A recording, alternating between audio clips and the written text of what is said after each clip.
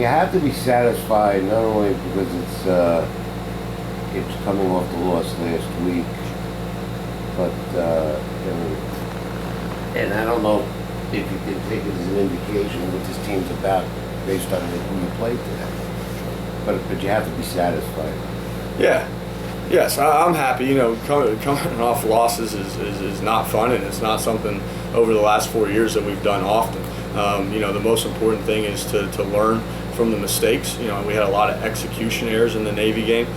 That was the focus of this week, was to execute our fundamentals, our techniques, and as well as our scheme. And obviously we did that at a much higher level today. So, you know, as I just told the players in the locker room, the opponent that's in front of us is not up to them. You know, we have to compete to our standard, which is very high, and we have to execute at a high level, regardless of who's out on the field that we're playing against. And as the season goes on, we're going to play you know, better and better competition, but the standard and the expectation doesn't change.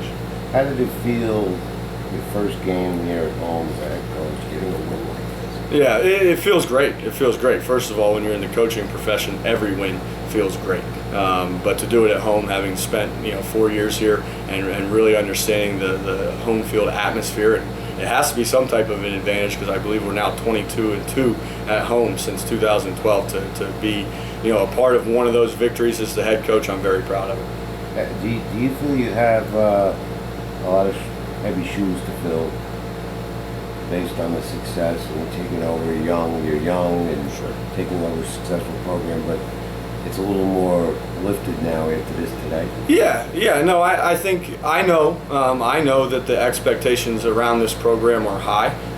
They should be because of the success that we've had. I tell people that we don't shy away from those expectations, that the expectations from within are just as high, if not higher.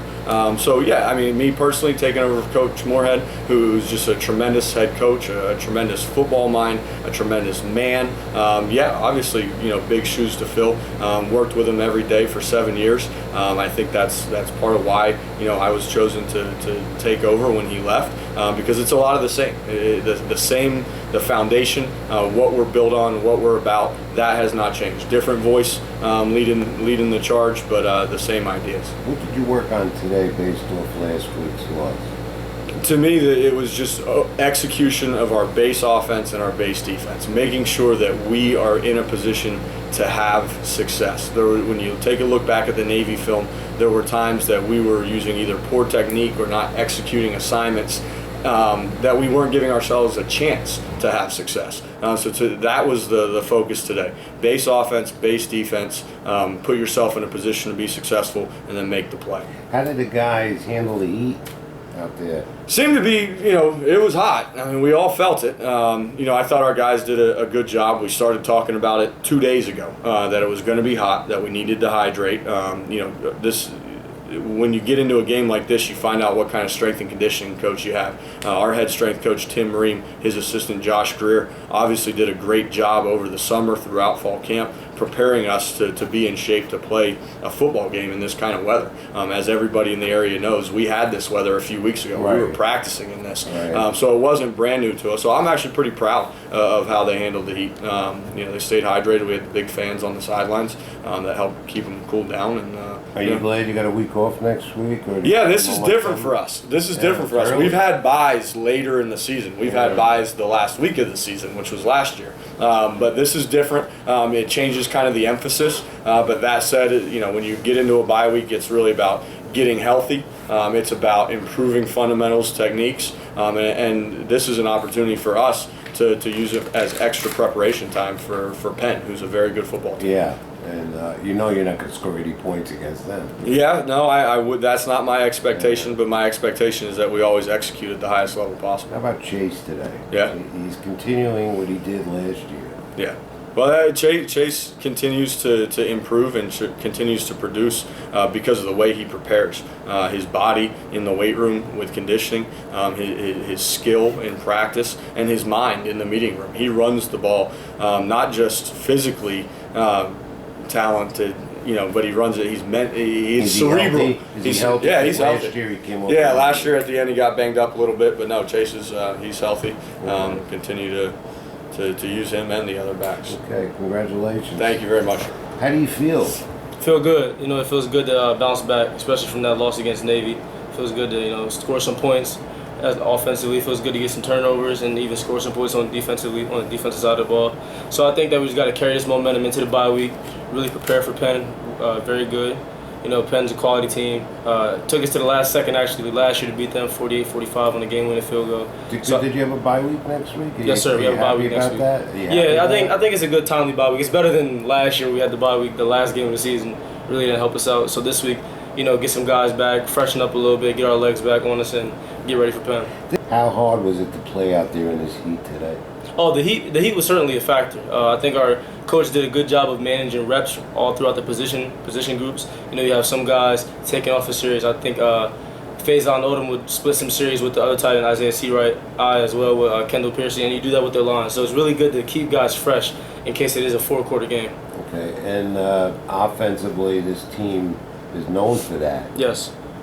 Next, you got the bye week, then you got Penn coming up, and right. The schedule's going to get even tougher. Yeah, it's going to get tougher, yep. Yeah.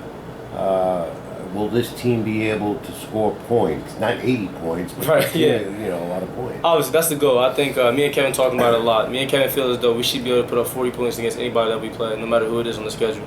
And that's a very high standard, but we hold ourselves accountable to that standard. We feel like we have the talent, we have the coaching, and you just got to go out and execute and make it happen. Regardless of what the score said today, was it real important that you guys came out today and had a good performance based off last week, your first home game? Right. Yeah, I think it's super important that we come out and just really play fast, play with some energy, and most importantly, just execute well. It's gonna when you play a team not as talented as you are, you obviously get away with some things like missed blocks or because you have just better talent on the field. I think that's something that we really have to be critical when we watch the film. What could we have done better? Maybe missed a cut or missed a pass, missed a ball, or read. I think that the more you can limit those type of mistakes, the better you are during the season. Did you see 80 points? You could tell, but did you see a major difference from last week? Yes, I believe the difference I saw was just our tempo offensively. Offensively against Navy, we really didn't line up as fast as we should have, and that partially is that because when you're going against a team that's more talented, better than you are, you have to really get in the right looks. So you really can't warp everything and go as fast as possible. I think our tempo though today, even in the heat, was very acceptable. How do you feel personally? When we last talked at the end of last season, you were hurting a bit. Are you 100%? Yeah, I'm good. The coaches do a great job of limiting my reps, splitting series with Kendall, and who does just as terrific of a job as I do when he gets in the game. It's really our goal to have both of us very fresh as possible when we go into the later part of the season into the playoffs. What did he finish yard-wise today? I wouldn't doubt it. I think Kendall might have had 100 as well. Yeah, so it was one of those types. We had a really good game. Angelo kept running. He might have. Yeah, he might have 100 too. Are you looking at setting any type of personal goals for yourself this season? You have those type of personal goals every season. I just want to work as hard as I can and lead this team to wins, and most importantly, wins inside the playoffs and deeper in the playoffs. I feel as though your status as a player, whatever people think of you, is based off of your team's success.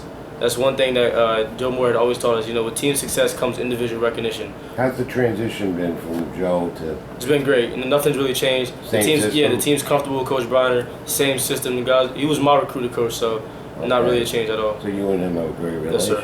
Okay. Yeah.